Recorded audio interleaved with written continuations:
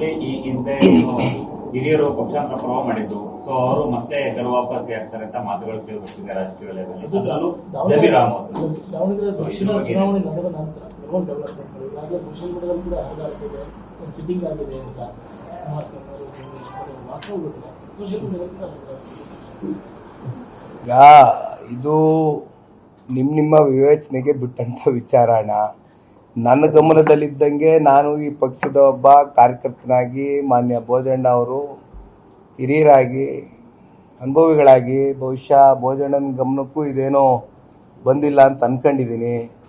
ನನಗೆ ಗೊತ್ತಿಲ್ಲ, ಇದೆಲ್ಲ ಬಹುಶಃ ಊಹಾಪೋಹದ ಚರ್ಚೆಗಳು ರಾಜಕೀಯ ವಲಯದಲ್ಲಿ ಸಾರ್ವಜನಿಕ ವಲಯದಲ್ಲಿ ನಡೀತಾ ಇದೆ. ಅವರು ಬಂದ್ರೆ ಅಕಸ್ಮಾತ್ ವಾಪಸ್ ಬಂದ್ರೆ ನೀವು ಅದನ್ನ ಯಾವ ರೀತಿ ತಗೊಂಡ್ರಿ ನೋಡೋಣ. ಅಂತ ಚರ್ಚೆಗಳು ಅವರು ಕಾಂಗ್ರೆಸ್ ಅಲ್ಲಿ ಇದ್ದಾಗ ಜೆಡಿಎಸ್ ಮುಖಂಡರುಗಳಿಗೆ ನಿಮ್ಮ ತಂದೆಯವರು ಸೇರಿದಂತೆ ನಿಮ್ಮ ತಾತನವರು ಸೇರಿದಂತೆ ಎಲ್ರಿಗೂ ಬೈದಿದ್ದಾರೆ. ಅವರು ಅದೇ ಮಾಡ್ಕೊಂಡ್ ಬಂದಿದ್ದಾರೆ.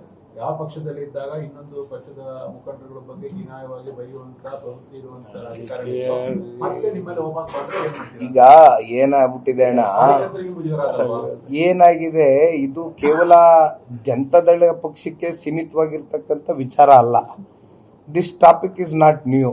ಈಗ ಭಾಳ ಜನ ಏನಾಗ್ತದೆ, ನಾನು ಕೂಡ ಎಷ್ಟೋ ಸಂದರ್ಭದಲ್ಲಿ ಆಲೋಚನೆ ಮಾಡ್ತಾ ಇರ್ತೀನಿ, ಒಂದು ಪಕ್ಷ ಬಿಟ್ಟು ಮತ್ತೊಂದು ಪಕ್ಷಕ್ಕೆ ಹೋಗಬೇಕಾದ್ರೆ ಅವರ ಒಂದು ರಾಜಕೀಯವಾದಂಥ ಅವರ ನಿರ್ಧಾರಗಳು, ಅವ್ರ ತೀರ್ಮಾನಗಳು, ಅವ್ರ ಒಳಿತಿಗೋಸ್ಕರ ತೀರ್ಮಾನ ತಗೊಂಡಾಗ ಮತ್ತೆ ಆ ಒಂದು ಪಕ್ಷದಲ್ಲಿ ತಿಂದು ಉಂಡು ಬೆಳೆದು ಆ ನಾಯಕರ ಮೂಲಕ ಹೊರಹೊಮ್ಮಿರ್ತಕ್ಕಂಥ ನಾಯಕರಾಗಿ ಮತ್ತೊಬ್ಬರ ಬಗ್ಗೆ ಲಘುವಾಗಿ ಮಾತನಾಡ್ತಕ್ಕಂಥದ್ದು ಅವಶ್ಯಕತೆ ಇರೋದಿಲ್ಲ. ನನ್ನ ಅಭಿಪ್ರಾಯದಲ್ಲಿ ಹೋಗ್ಬೇಕು ಅಂತ ತೀರ್ಮಾನ ಮಾಡಿದ್ಮೇಲೆ ಹೋಗ್ಬೋದು.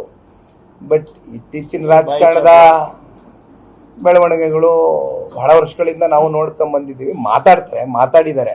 But that doesn't mean again ಇದೆಲ್ಲ ಯಾವಾಗ ಚರ್ಚೆಗೆ ಬರುತ್ತೆ ಅಂದರೆ ಆನ್ ಟೇಬಲ್ಲು ನೀವುಗಳೇನು ಹೇಳ್ತಾ ಇದ್ದೀರಣ್ಣ, ನಿಮ್ಮ ಗಮನಕ್ಕೆ ಏನು ಬಂದಿದೆ ಅಥವಾ ನಿಮ್ಮ ಕಿವಿಗೆ ಏನು ಬಿದ್ದಿದೆ ಊಹಾಪೋಹದ ಚರ್ಚೆಗಳು, ಇದೇನಾದರೂ ವಾಸ್ತವಕ್ಕೆ ಹತ್ರ ಆದಂಥ ಸಂದರ್ಭದಲ್ಲಿ ಆಗ ಬಹುಶಃ ಇದಕ್ಕೆಲ್ಲ ನಾವಾಗಲಿ ಭೋಜಣ್ಣ ಅವರಾಗಲಿ ಅಥವಾ ರಾಜ್ಯ ಮಟ್ಟದ ನಾಯಕರಾಗಲಿ ಉತ್ತರ ಕೊಡ್ಬೋದು.